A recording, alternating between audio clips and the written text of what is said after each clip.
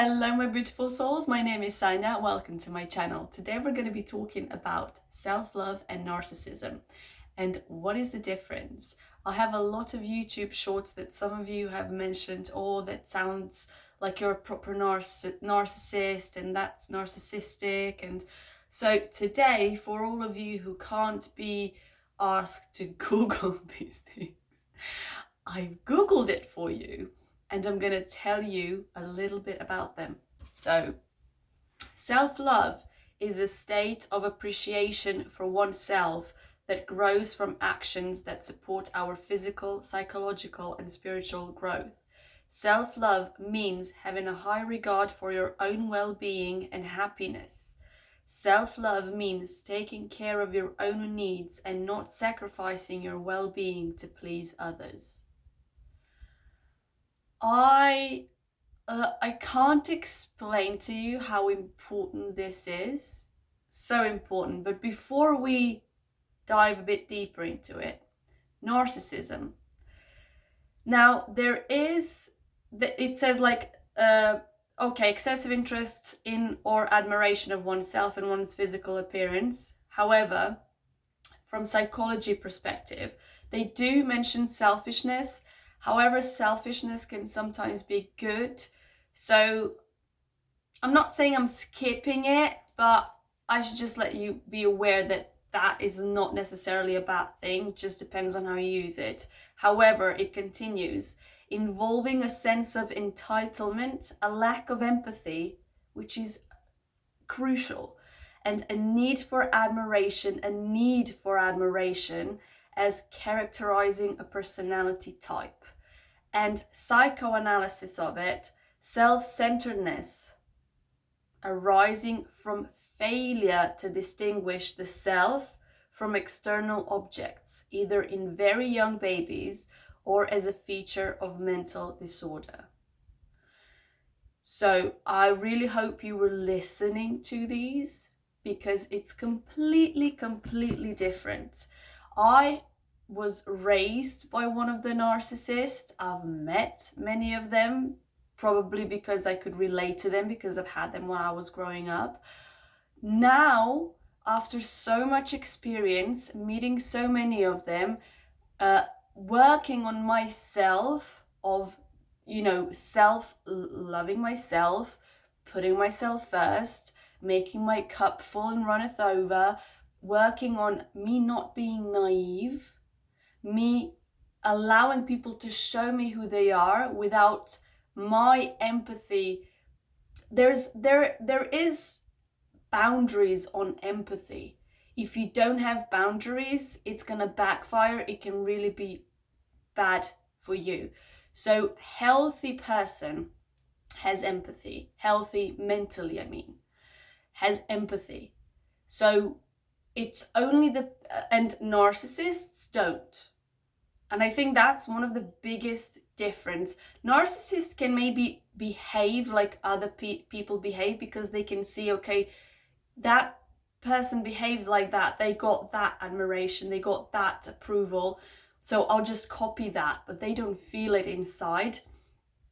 But because they, in a way, act, I don't think a lot of them act on purpose, that it's just not conscious doing it for most of them. But because it's all an act, sooner or later you see the true self coming to the surface, and because they can really act well sometimes, you don't really see it until later. So until you maybe have a lot of experience, like I said, working on oneself, knowing, and also being on vibration, learning to listen to your gut, that when something like that happens or the vibration is off, you feel it and you trust it. I've had a lot of situations where my gut was telling me no, but I was like, no, well, I see what they can do, what they can achieve, what they can be. I see their potential. I see who their inner being is. I see, coming from an empathy type of person. And because of that, and having no boundaries on my empathy, I just got crushed every single time. Not in the beginning, but later I did. And in a way, I learned a lot about myself, and if it had to happen, I'm glad it happened earlier so I can discover these things about me. When you want something, let's say you want more self-love, in anything that you want, be clear enough about it. Write it down. Go to the most very detail what that is for you. Like I just read, one of the main things is happiness, your own well-being. When you work on yourself, in all the areas of the physical and spiritual, you feel more confidence because you have that self of worthiness but working on what works for you, what makes you happy. Not working from, I don't know, you work on a job that you hate, that you don't like, and instead of focusing what you do, you just keep going on about how much you hate the life that you have. That I'm not telling you quit your job, I'm not telling you quit that, but include in your life something that you do like. Read books about something that you do love. Watch on YouTube, listen to something that I don't know, let's say you want to paint. The amount of people now that earn money from their paintings just because they film them and they post them on social media. You can also do that too. You can if you haven't painted ever, maybe you always wanted to, but you never started, or just start somewhere. Start somewhere. Maybe there's an instrument you always wanted to learn how to play. Anything that you feel that's going to make you more happy, you can include a little bit of that each day. And then you can figure out a way that works for you the most, that maybe you can earn from it. And then you can eventually, when you earn a lot and enough, or maybe just the same as this job, you can quit that job. So work on your well-being, work on what works for you, what works for your happiness. Write everything down, what self-love is to you, or anything else, job, perfect job, what that is for you. Perfect life partner, soul partner, what that is for you. Friendship. Someone says, oh, I have no friends, I want friends. Write a list what friendship truly is for you. Become a perfect friend, and then you will be on a vibrational level, again, working on yourself, on your happiness, that others are going to come like that into your life. If you're not clear enough about what it is that you want, you are probably going to have more challenges, or a lot of people are calling it problems, until it becomes clear enough. Because sometimes we know what we truly want by knowing what we truly don't want. So instead of waiting for enough challenges, enough experience to pass by, enough of everything, so that after 15, 20, 30, 50 years it gets clear, why not start now, doing it now? Become clear of it now. You can look into what, I don't know, friendship is for others. You can Google it. You can, I don't know, even when you watch a film, you can see, okay, that isn't friendship. That isn't what I want in my life. For instance, one of the things I don't like in my life is when someone pranks other people. I truly believe that when you, I don't know, scare someone or do that, what your body does, because it gets in a fight or flight mode or freeze, it's not good for you. So when you're pranking someone, when you're scaring someone, you're putting them in that mode of stress, and you're not doing anything good for them. You're attack, like the immune system goes down, everything. I'm sure that all of you have been through stressful situations. So yeah, you might laugh. Yeah, even that person, when it realizes that they're not in danger, they might laugh from a sense of relief. But you put that body and that mind in the danger, even if it was just for that split second or a moment. But I don't believe in that.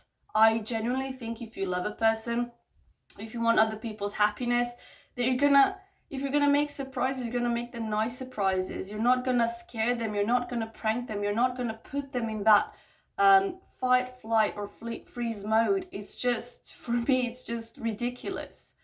I know there are a lot of shows about it that, you know, people like laughing, but I would rather, if people like something like that, that they act and make a film about it, like a lot of them do, and then you can laugh about that instead of genuinely scaring a person or pranking them. Also, what I've seen a lot of people have a habit of is speaking about someone in a bad way. But they're like, well, I come from a good place of, you know, I love that person, so I'm gonna tell them how bad they are. I don't see the logic in that. I mean, I know a lot of people, a lot of things don't make sense. But to me, if I'm telling you, oh, you're so ugly, but I'm telling you from a place of love, oh my God, you're so disgusting, it does not resonate with me. I mean, I see other people do it. I remember seeing this mother and her daughter-in-law, and they had this relationship, and I remember even telling them, like, how can you speak to one another like that? And they're like, well, we know we love each other, we know we don't mean it like that. And I'm thinking to myself, well, why don't you say it what you mean then?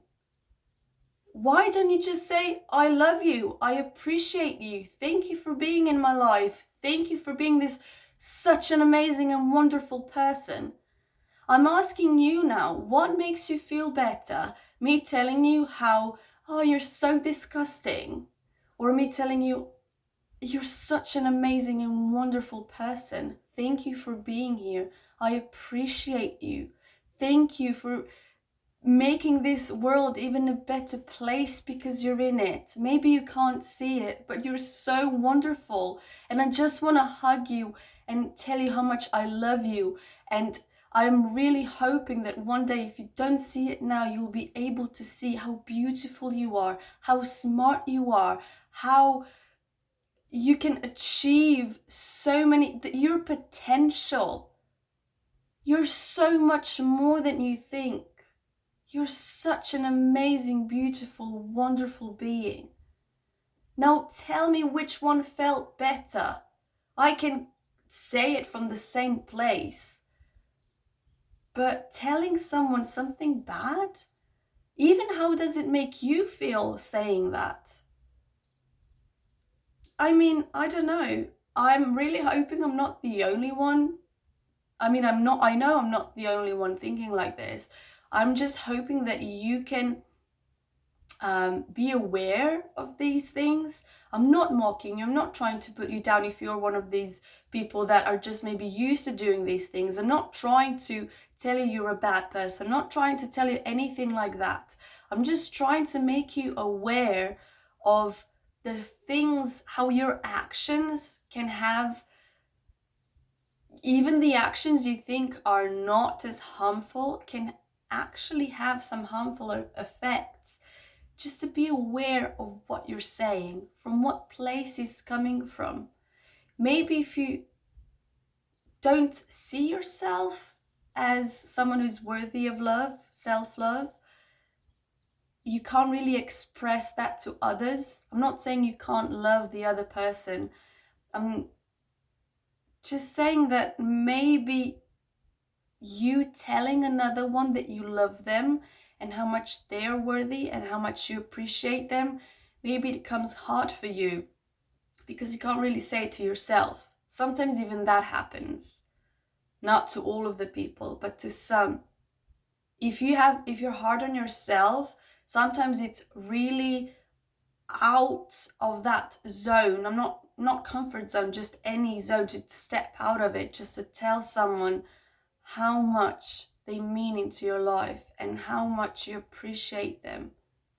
People don't hug enough today. People don't smile at one another enough today. People don't tell other people kind, lovely, truthful words. The amount of, I remember on TikTok someone wrote, you're beautiful. And I'm thinking, I know. But not just because I'm beautiful. From where I'm coming from, all of us are beautiful. It's just you can't see how beautiful you are. That's the only difference. Because you lack self-love, you lack self-confidence, you're convinced you're not worthy of it. Not because you're not worthy of it. You are worthy of it. You think you're not worthy of it. You're convinced that's your truth. Now let me tell you how this works. Us, we're the extension of ourselves, our inner beings. So we have ourselves, I'm trying to put it as in simple terms as possible, that it's not in this physical world, that it's pure love that knows the ultimate truth. You can call it source, you can call it universe, you can call it God, you can call it oneself, you can go, the name really does not matter. Because we have even 150 languages, or I don't know how many, even more probably. And every single language is saying it differently. It's not about how you call it. It's that higher self, that higher power, that higher, like I said, source, anything that you can feel like that. You have that self that can see the ultimate truth, which is love, which is appreciation, which is joy, which is amazing, to the point where we can't probably even all realize how amazing it is, because we came into this physical body for the experience. Every time you step away from that, from your truth, which is love, joy, appreciation, you're gonna feel worse and worse. And this is why working on and doing things that make you happy will bring you closer to it. Appreciating for every single thing in your life, in even the most ordinary things that are miracles, but you're so used to them, you don't see them as miracles anymore. Miserable people do not appreciate things, they're not grateful people. Happy people are grateful people, are happy people. So start appreciating things. The more you do things that make you happy, the more you work on your healing, the more you embrace things that you think you're not worthy of showing, or there are bad parts of me or whatever, the more you appreciate every single thing, heal, work on yourself, you'll be closer to the truth. You'll feel that love.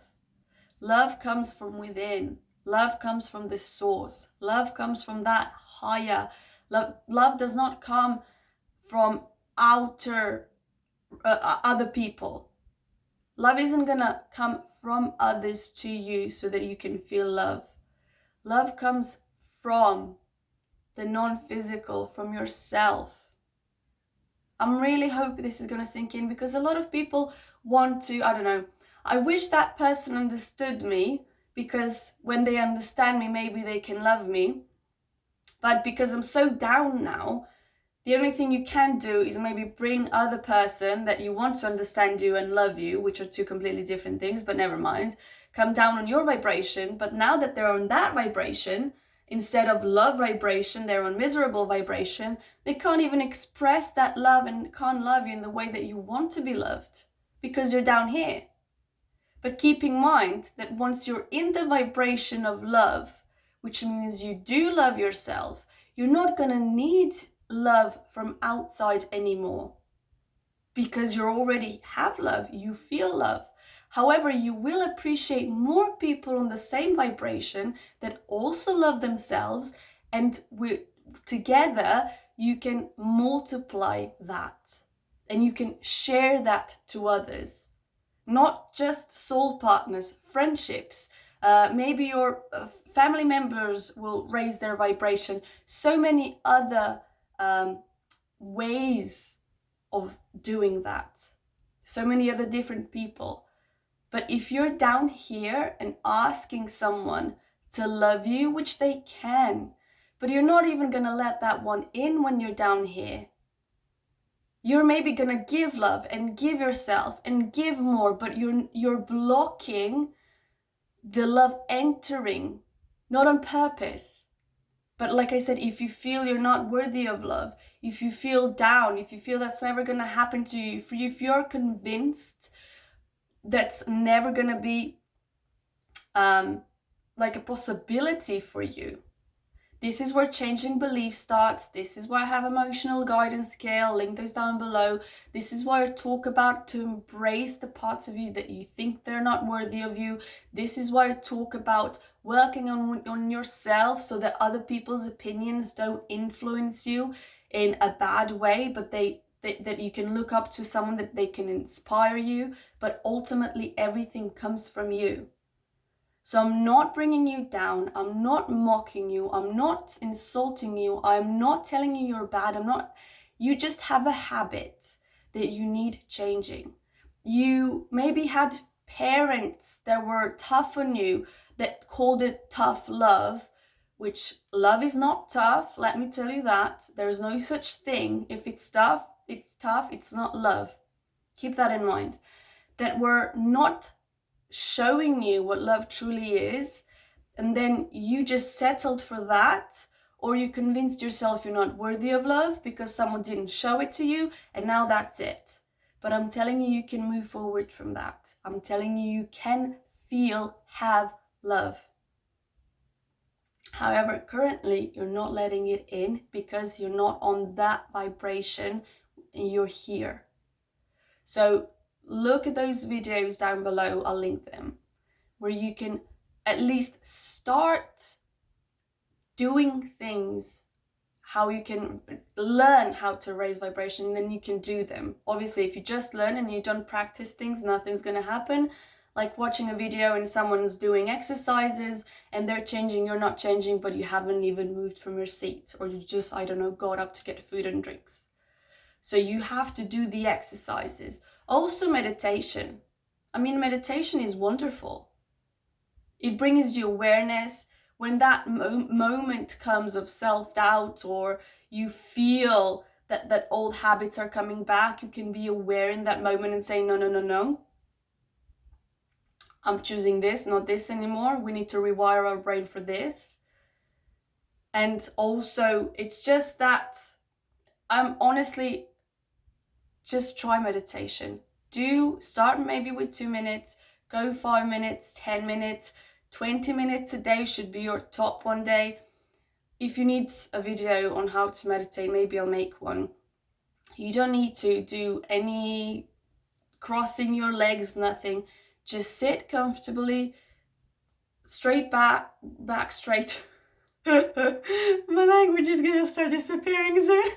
Relax your shoulders and just breathe in deeply. Try to focus, I don't know, your aircon, your eye focus on the place between my ears, focus on your breathing, focus on something else.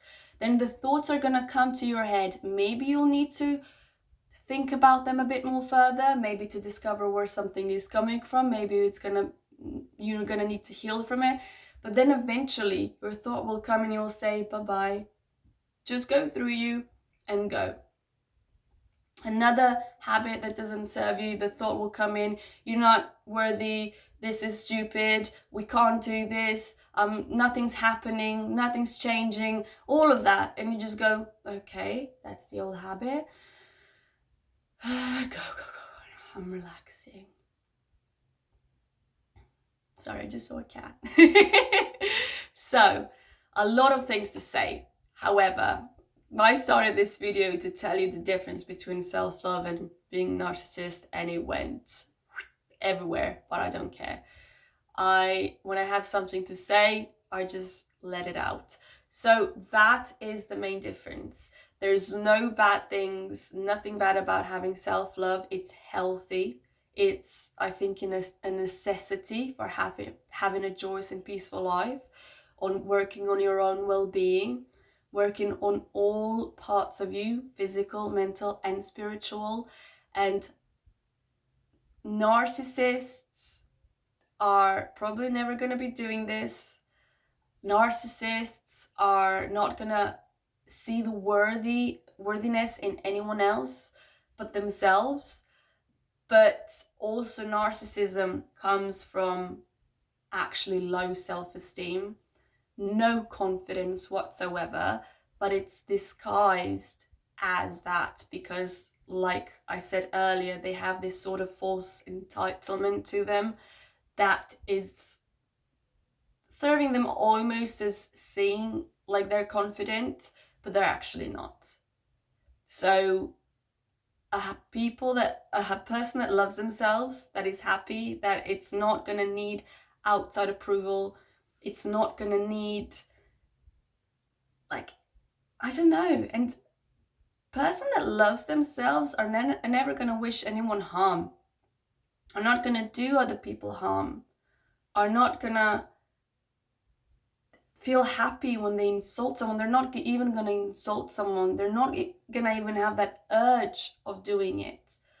When I see narcissists and, I don't know, looking at TV, and I mean, not all of these people who say this are narcissists. Some are just miserable. But narcissists will say, well, they're idiots, they're stupid, and they'll feel good about it. And I know, and also, like I said, they don't have empathy. It's just, I guess, a miserable way to live. It's hard being in their shoes. I am always gonna wish them well. Whether it's gonna get any better, I don't know. A lot of psychologists and psychotherapists say that they can't really change. And I mean, maybe they'll say they change, they'll maybe act differently 2, 3, 6 months, but they're actually not ever gonna change. So if you have someone like that in your life, try maybe to, if you can. This can be a completely different video, how to act around narcissists. But yeah, self-love is good. Work on self-love. Work on raising your vibration. It's not the same as being narcissistic. So yeah, love you so much. See you next time. Bye.